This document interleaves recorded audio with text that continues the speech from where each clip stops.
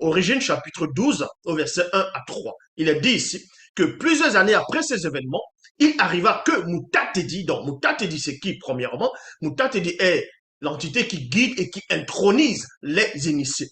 Vous allez comprendre qu'ils ont pris l'histoire du Mutatedi, ils l'ont introduit son histoire, ils ont changé son histoire, ils l'ont introduit dans des canons, dans ce qu'eux vont appeler l'Ancien Testament, et là-bas ils vont l'appeler l'ange de l'Éternel, le messager de Jéhovah Elohim, Yahvé. Mais Mutatedi n'a rien à voir avec le messager ou l'ange de l'Éternel. Mutatedi est bien plus puissant que l'ange de l'Éternel.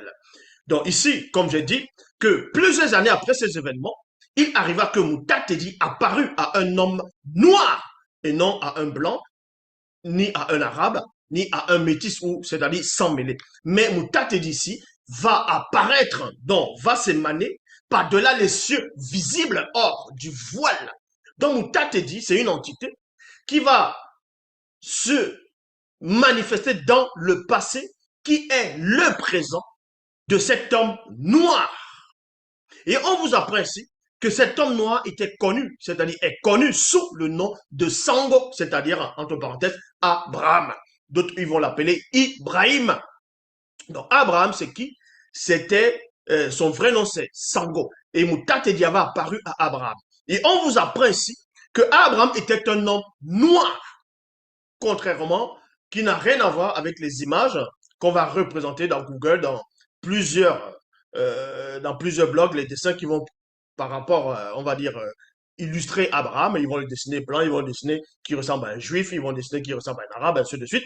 Non, Abraham, ce n'est pas la vraie identité de ce qu'on appelle Abraham, dont son vrai nom c'est Sango, et c'était un noir. Abraham était noir. Donc Mutatedi va l'apparaître et va lui dire, quitte Ouassedjedou, donc Afrique de l'Est, ton lieu natal, et la maison de ton père. Il y a virgule ici. Ce lieu peuplé d'idoles et d'adoration de faux dieux, tout comme ton géniteur. Il y a point ici. Et va à Wassemutonga, Afrique centrale, lieu natal du père de ton père et de la mère de ta mère qui était issue de la tribu Sawa. Il y a point ici. Je ferai de toi. Donc, quand Mutatedi va apparaître à Abraham, donc, il va avoir une conversation avec ce patriarche. Il va avoir une conversation avec Sango. Il va lui révéler des choses. Il va lui demander de sortir du lieu de sa naissance. Donc, il va l'extirper de cet endroit-là. Et ensuite, il va lui dire que je ferai de toi le patriarche d'une très grande nation. Je te bénirai, virgule, et je ferai de toi un être important dans le plan visible et non visible, il y a virgule, ainsi tu deviendras une source de bénédiction pour plusieurs. Une source de bénédiction pour plusieurs. Plusieurs ici, uniquement toujours de la race noire, car la spiritualité est une question de race. Donc, je ferai grâce à ceux connus qui te feront grâce, et celui qui t'injurera, je le désapprouverai. Et tous tes descendants qui suivront spirituellement tes pas lors de ton illumination seront bénis de toi. Dans les Bibles actuelles classiques, on dit toutes les nations de la terre vont être bénies par toi. Et ça, c'est du mensonge. Ça, c'est de la fausse doctrine. Ça, c'est l'usurpation. Toutes les nations entières, hein, dont Mutatedi va faire allusion ici en disant que plusieurs, dont sa descendance va être bénie par Abraham, par Sango, c'était uniquement de la race noire. Et ensuite, on va aller dans Origine chapitre 16, versets 1 à 4. Et ici maintenant, c'est la promesse qui est faite à Sango. Donc, Mutatedi va poursuivre plus tard, il va faire la promesse à Sango. Il va encore apparaître à Sango, au patriarche Sango, après, longtemps après. Donc, on vous dit ici dans Origine, chapitre 16, au verset 1 à 4, il a dit, après ces événements, virgule, Mutatedi apparut à Sango et dit, deux points, ne crains point Sango, Ninde Ngumba, c'est-à-dire, je suis un bouclier. Pour toi, ta récompense sera grande. Ta récompense sera très grande ici. Sango répondit, et Kombo Mutatedi, donc puissante entité, à quoi bon me donnerais-je, à quoi bon me donner quelque chose? Parce que Tate va expliquer à Sango, pendant la discussion, il est en train de lui donner, il va donner une promesse à Sango en disant en gros qu'il va bénir Sango. Et Sango aura une très grande récompense. Et Sango, dans la conversation de Mutate dit, parce qu'il a réussi à capter la fréquence de cette entité qui est apparue. Et il va lui dire ici, à quoi bon me donner quelque chose? C'est-à-dire, même si tu me bénis, même si tu me donnes la postérité, même si tu me donnes les richesses, la puissance, à quoi bon? Vu que, actuellement, Sango comprend qu'il n'a pas d'enfant qui est issu de lui. Parce que lui, il a besoin d'une descendance. Il a besoin des enfants pour avoir des héritiers. Et Mutate dit, c'est que Sango avait capté cela. Donc, on vous dit ici, Sango répondit, et Kombo Mutate dit donc, puissante entité, à quoi bon me donner quelque chose? Il y a point d'interrogation, je suis sans enfant. Et il y a virgule ici. Et l'entité en charge des naissances et l'entité en charge de l'introduction dans le visible ne m'ont point accordé de descendants. Mon héritier, virgule, celui qui recevra mes biens, c'est Jesse Wam. Celui qui a soin de mon patrimoine, c'était l'homme de main de Sango. Et Sango dit, vois, vous comprenez ici, vois, l'entité en charge de naissance, entité en charge de l'introduction dans le visible, ne m'a point donné de postérité. Et voici un homme attaché à ma maison sera mon héritier. Il y a point. Alors Mutate dit, lui adressa la parole, deux points. Ce n'est pas celui qui sera ton héritier. Ce n'est pas celui qui sera ton héritier. Mais bien ceux, dans la vraie version, Bible, Kalatambale, il est dit ici, mais bien ceux qui naîtront de toi. Il y a point. Puis Mutate dit, fit sortir Sango et lui dit, regarde le ciel durant la nuit et compte les étoiles si tu le peux. Et elle déclara, telle sera ta descendance.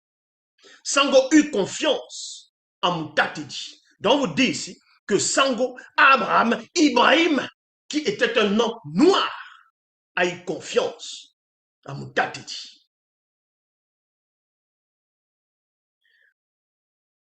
Et dans Origine, chapitre 17, verset 1 à 7, ici on va parler de Walla, pour vous montrer comment celui qu'on va appeler Ismaël va apparaître. Parce qu'on localise d'abord la source de sa naissance. Dans Origine 17, verset 1 à 7, il est dit ici, Kigne. Kigne, c'est ce qu'on appelle Sarah ou Sarai dans les Bibles actuelles classiques. Kigne, femme de Sango, ne lui avait point donné d'enfant. Elle avait une amie intime qu'elle considérait comme sa propre sœur qui vivait avec eux. Il y a point ici. Or, dans les Bibles actuelles classiques, ils vont venir écrire des hérésies en faisant croire qu'Agar, ce qu'on va appeler Agar, était une esclave de Sarah, était une femme soumise. Non, dans la vraie version, Agar n'était pas une femme esclave. C'était l'amie de Sarah. C'était l'amie de la famille. Elle connaissait Abraham, elle connaissait ceux qui étaient issus d'Abraham. Donc, ils se connaissaient déjà. C'est en cela où on vous dit ici, elle avait une amie intime qu'elle considérait comme sa propre sœur qui vivait avec eux. Il y a point ici. C'était une très belle femme noire. Donc, il y a une telle précision dans la Bible, la seule version authentique, que celle qui était amie dont Sarah Kigne considérait comme sa propre sœur. C'était aussi une très belle femme noire, Djenne, c'est-à-dire égyptienne, du nom de Walla, entre parenthèses, Agar, de la lignée Sawa. Il y a point ici. Donc vous comprenez que non seulement Abraham, Ibrahim, donc, était un homme noir, Sarah, sa femme aussi, était une femme noire. Et Agar était une noire, mais de la tribu, c'est-à-dire du côté égyptienne. Et ensuite, on vous dit ici, il arriva que Satan, le Mundima Bobé, le mauvais esprit, sema la graine du doute et de la confusion dans la pensée de King.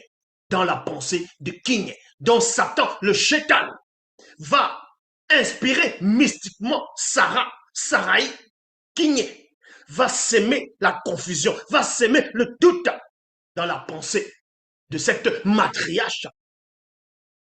Et King persuada Sango en lui sermant plutôt, à son tour la graine qu'elle reçut de Satan, le Mundima Bobé, le mauvais esprit. Alors, elle dit à Sango, donc Sarah maintenant va dire à Abraham ici, voici que l'entité en charge de naissance et l'entité en charge de l'introduction dans le visible ne m'ont empêché d'enfanter. Il y a point ici. Va donc vers Walla, peut-être que par elle, j'aurai un fils. Donc, elle dit maintenant à son mari, à son époux, Abraham, Ibrahim, va vers Walla. Peut-être à travers elle, je vais avoir un fils, j'aurai un héritier. Parce que, en ce moment, elle ne considère pas que Agar, c'est une esclave, mais c'est comme sa propre sœur. Non seulement c'est sa sœur de race, parce que c'est exactement, les deux étaient de race noire. Donc, l'enfant qui va sortir de cette union entre Agar et Abraham sera aussi de race noire. Et Sarah va considérer cet enfant comme son propre fils. Va le considérer comme son propre fils ici. Sango écouta la proposition de King, car ce dernier avait un faible pour Walla. Cela faisait déjà un long moment que Sango était installé dans le territoire du sud-ouest de Longa Napi, dans Wassé Mutonga, Afrique centrale. Il arriva alors que King, la femme de Sango, demanda à Walla, Djenné l'égyptienne, avec persuasion, d'aller connaître intimement Sango. Ainsi, Sango alla de nuit voir la belle Walla. Quand Walla vit Sango, ils se fixèrent tous deux face à face, c'est-à-dire droit face à face, et un silence total laissa place à un sentiment de bien-être. Parce que Sango même était déjà attiré par Walla. Et un instant plus tard, il eut des rapports intimes avec Walla. Donc, Sango a bel et bien eu des rapports intimes avec Walla. Donc, Ibrahim a eu des rapports intimes avec Agar. Origine chapitre 17 au verset 9, il est dit ici, et quelques temps après, Walla devint enceinte de Sango.